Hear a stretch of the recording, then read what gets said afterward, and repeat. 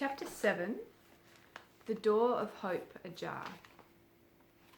The multitude had departed. The hall was nearly empty. The still bewildered initiates had received the congratulations of personal friends and retired to the home from which they had been so recently carried, the three chiefs remaining the sole occupants of the arena.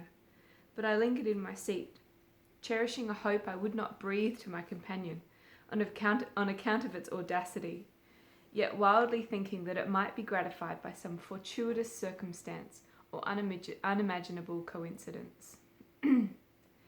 I could not hold myself responsible for its presence, since it came upon me unsolicited, unexpected, and unprepared.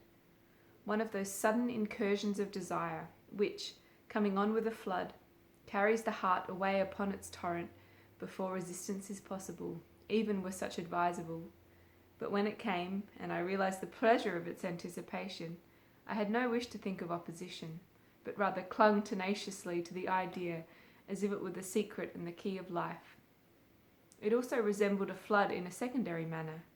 Its force was spent in its first wild rush, but as the moments flew by, its current subsided, down, down, and down, until the tiny stream trembled upon the point of stagnation, and the eddy of reaction whispered all was over.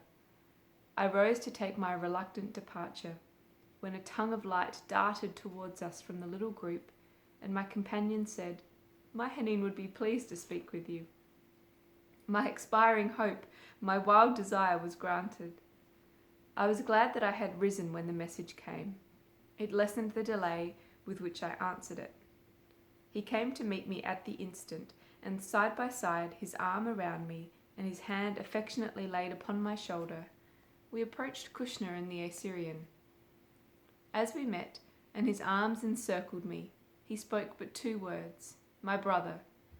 But when he had finished, there was nothing more to say. Language had been exhausted, and comprehension was incapable of grasping a wider expanse. Had there been a discord in my past experience? If so, it was obliterated from my memory by the music of his voice. If I had suffered heartache, it was eradicated, and the wound healed under the influence of that balm of greeting. If my hopes had felt a blighting frost of disappointment, a rich harvest of fruition sprang into existence under the warmth of that embrace. The words are not new to earth, but men pronounce them with a sharp metallic sound.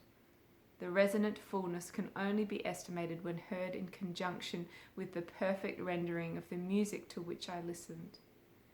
It was a chord that, once struck, can never die away.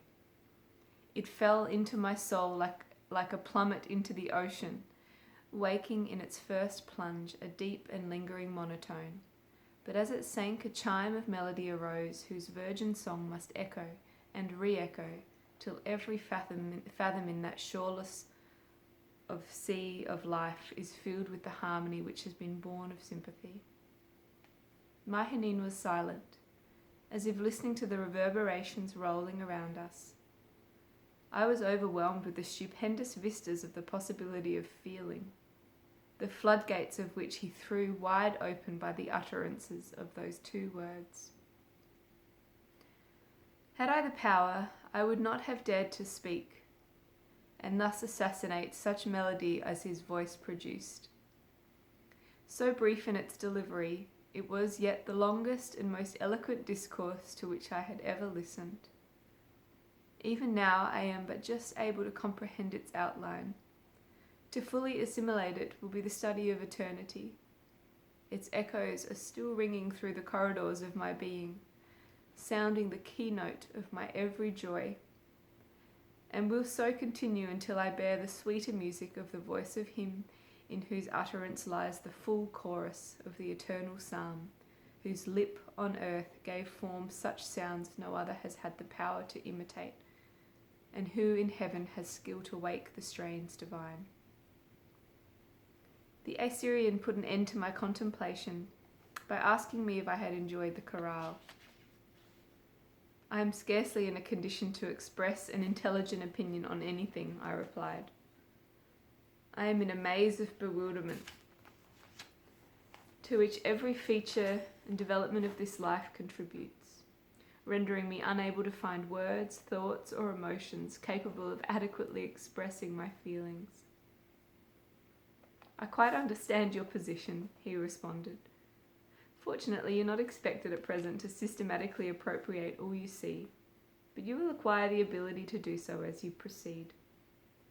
This ceremony affords an illustration as to the methods we employ for correcting one of the injustices of earth, as well as the compensation which results to those who have nobly tried to do their duty, even when their effects have been frustrated. Duty would be an easy task, I said, if a brief vision of such a consummation could be granted in the lull of battle, or during the time of the disappointed warriors weeping. But I would like to ask if you generally receive such visible responses to your prayers in this life as that cloud which fell upon you after the invocation? My brother, it was Myhanene who replied, no fervent prayer should be possible either here or on the earth without its definite and visible reply. When, in the other life, you preferred a request to your father or a friend, did you not expect such an answer? Undoubtedly, from our fellow man, but then we each occupied a similar condition. God being a spirit, we have looked for his reply in a spiritual sense. You forget that your petition was offered for your benefit, and that your being material necessitated a material reply. For instance, when you prayed for food to relieve a famine-stricken district, you would require wheaten bread for the sustenance of the body, not spiritual food to strengthen the soul. Certainly. And God would answer that prayer by putting it into the hearts of his people to contribute towards the purchase of such food. Do you think you honour God by calling those his people who refrain from doing a simple act of humanity until he puts pressure upon them? Should not a fellow feeling have prompted it without appealing to God for assistance in the matter? I agree with you in that, but as every good gift proceeds from him, such a result would be considered an answer to our request. But you have no direct evidence that your prayer rose higher than the roof of the room in which it was breathed. What you consider an answer from God was nothing more than an act of humanity on the part of your fellow creatures. The Jews would not have been satisfied without an oral, authoritative, and unequivocal reply. That was in the days of the oracle, but you must be cognizant of the fact that such has long since ceased, and its revival would be regarded as unnatural and contrary to the present divine method of procedure. Not so. Say rather that it has ceased because of the unnatural and erroneous teachings which have gained the ascendancy. God is the same yesterday, today, and forever. And so long as he is God, the thing which has been is that which shall be. The position which the Church in every age should occupy is to demonstrate this truth, showing that the recorded facts of the past are presumptively true by the evidence of the corresponding powers manifested today. And this because God lives and is unchangeable, whose works are not for the special people, time and place, but like himself are for all and forever. A contrary position is false and illogical, and exposes the man who holds it, while contending for an unchangeable God, to the ridicule and contempt of his adversary. But where is the necessity for such visible signs of the complete revelation, since the complete revelation was made by Jesus? I am asking not for controversy, but with a desire to know the truth as you see it from your higher condition and long experience. Fear not to push your inquiries, my brother. It is always a pleasure to remove a doubt or expose an error. As to the necessity of visible signs on the earth, we are not called upon to decide. It is sufficient for us that they were ordained in the beginning and have never yet been abrogated. In the revelation made by Jesus, the question of its completeness we must be content to waive for the present. Visible signs formed a prominent feature to which he appealed for confirmation of his mission.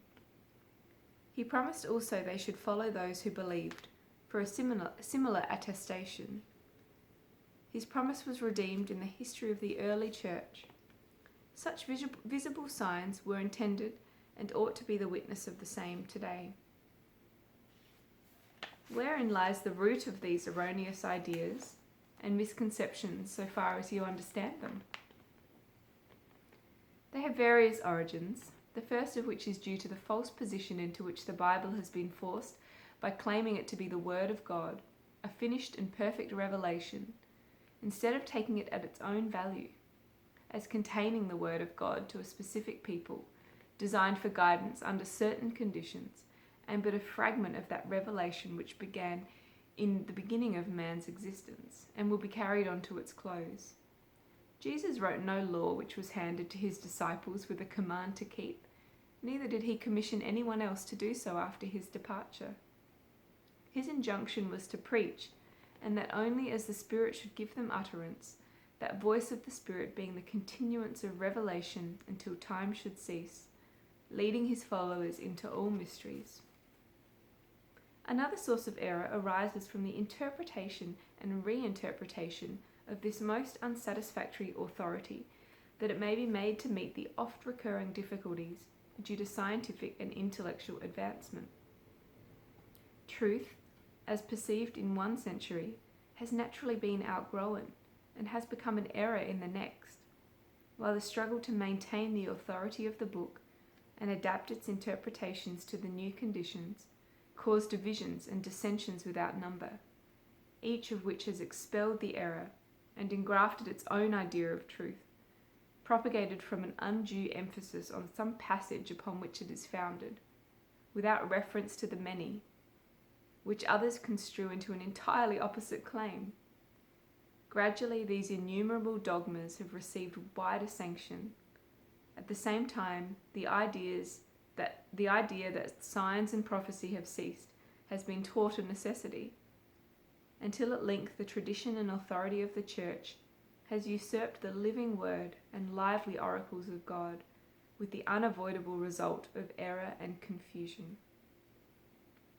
Admitting your position for the sake of the argument, and allowing the probability of self-interested teachers promulgating error, or by concealing certain aspects of truth for base and unworthy motives, can you doubt that there are many faithful among the people, earnest hearts who are seeking and waiting for the consolation of the Lord, or explain why visible tokens of a divine presence are withheld from such? God has never been left without a witness. Faithful watchers in the temple have always kept the lamp of revelation burning and the oracle alive. History and biography are well illustrated by such examples.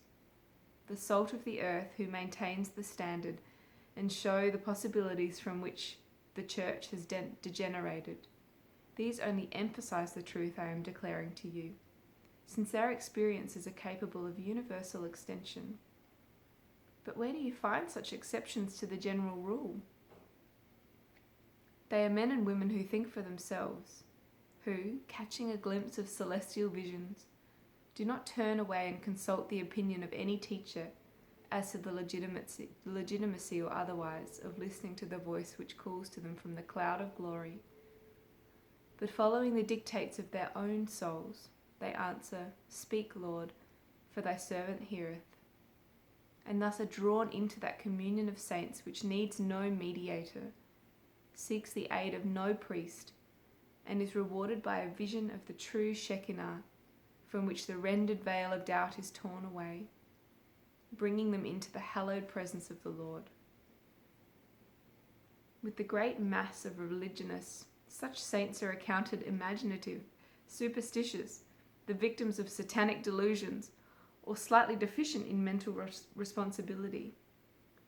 Some few of the more charitable-minded in the church good-naturedly pity their credulity and kindly endeavour to persuade them to relinquish their folly. But the majority of people and the teachers hold themselves aloof from the blasphemy they speak, and thunder the guns of warning from the fortress of tradition against all who lend an ear to the gospel such oracles proclaim. The faith of the church is in these traditions of men, not in the living, ever-speaking God. Hence it is no wonder that the days of miracles are past, and men laugh at the idea of removing hillocks, much less mountains. Surely you do not believe in the literal fulfillment of that promise? There are mountains physical, mental, and spiritual, he replied, and the latter are quite as difficult to remove as the former, perhaps even more so, and require equally the power of God, but it can be done.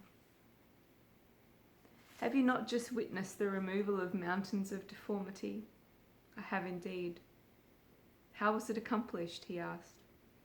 Not by the assembling together of the great congregation and singing, "We can do nothing, nothing," as our brethren on earth are taught to do.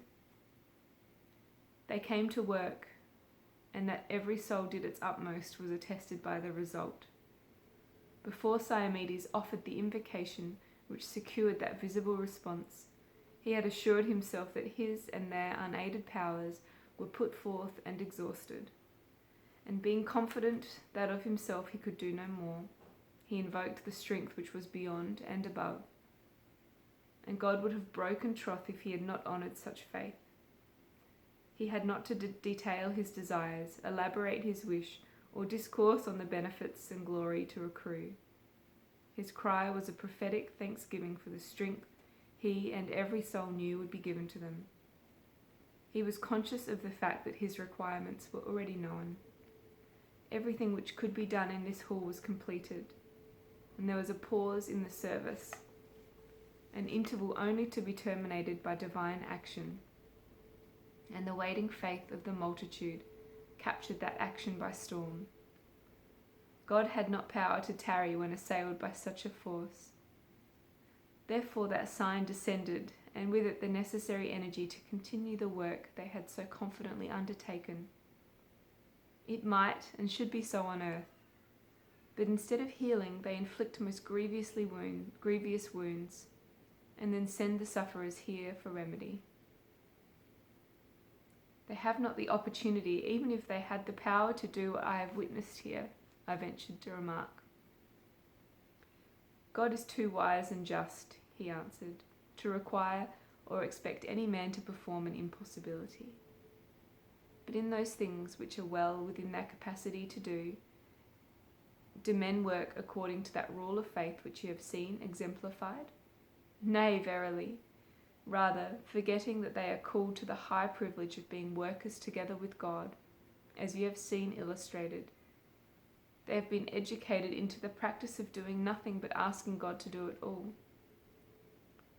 When God works for man, it is always in conjunction with man. It is no canon of divine law that the master shall do all the labour while the servant gives the orders. When you ask God to lay the cornerstone, you may rest assured that he will wait for you to get the foundations ready. But the earth idea of the matter is that man has nothing to do but tell God what he wants, and then wait for it to be done. And the reference I have already made to prayer for food in case of famine will enable me to show you how many difficulties they place in the way, even if God did determine to do it all. Suppose that £10,000 is prayed for to relieve a local distress. How is the money to be provided? We have no gold here. It is evident, therefore, that it must be acquired by an overruling providence in connection with the commercial life of one of the petitioners. Well, the divine interposition takes place. An abandoned scheme or an unsuccessful transaction is revived upon improved prospects, and £10,000 more than was originally anticipated is gained. What is the result? In his commercial circle, the chosen agent is congratulated as a lucky dog, a remarkably shrewd fellow, or something of the kind. The money is banked. The recipient pats himself upon the shoulder, and when he happens to think about the famine fund, consults with himself, and finally decides to contribute £20. It is very evident that both God and the poverty-stricken will be robbed by any system of answer in that direction. Now let me suggest another. Suppose our Father determines the money shall reach the poor direct, and for that purpose commissions some messenger from this life to bear the gold to the treasurer in propria persona, If, when asked for the name of the donor, he was to speak the truth, it would not be long before they would be ready to repeat the tragedy of Calvary for his blasphemy. So you see that God is powerless to intervene and reveal himself to the multitudes, owing to the erroneous ideas which have been fostered and promulgated by teachers whose authority depends upon the discontinuance of visible signs.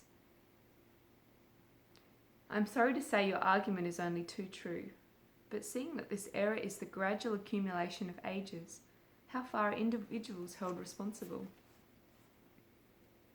Every circumstance influencing an individual, either one way or the other, is righteously taken into consideration in the judgment of the miss. But every man is held responsible for the full and right use of the intelligence with which he is endowed. When one declares his belief in an unchangeable God, who will reward every man according to the deeds done in the body, he is expected to order his conduct according to that rule.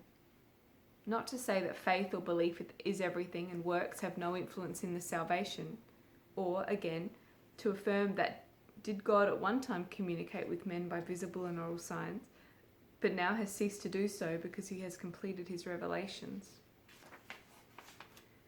Such contradictions in word and practice are not flattering to intelligence, and by no means serviceable in the time of judgment. Spiritual manhood can only be attained by work which is alike honouring to God and beneficial to your fellow man, and that religion alone is recognised that gains the commendation. He hath done what he could. All beliefs and forms of creed have been left behind before you reach the judgment, and no man will ever be asked a question respecting them. But the record of your life must show that your love to God has been manifested by your love and devotion to man, before you have the right or power to enter into the rest which remains. Siamedes and Kushner will show you some instances of harvests which have been gathered here, and afterwards I shall be pleased to accompany you to some of the homes of peace. May the rich blessings of our Father rest upon you in your endeavours to inquire the truth. Till we meet again, peace. We had reached the outside of the hall by this time, where this noble messenger imparted his blessings to each of us and then departed to continue his mission in other scenes. The Assyrian also took his leave at the same time, first inviting us to visit his home when Kushner found a convenient opportunity. Myhanene had contributed considerably to my store of information. His indictment was heavy, but true, as regards the earth, while the emphasis he gave to it made me sad, but for one fact. The position assumed in his argument opened a door of hope before me. And now he was gone, I could see the door was still ajar.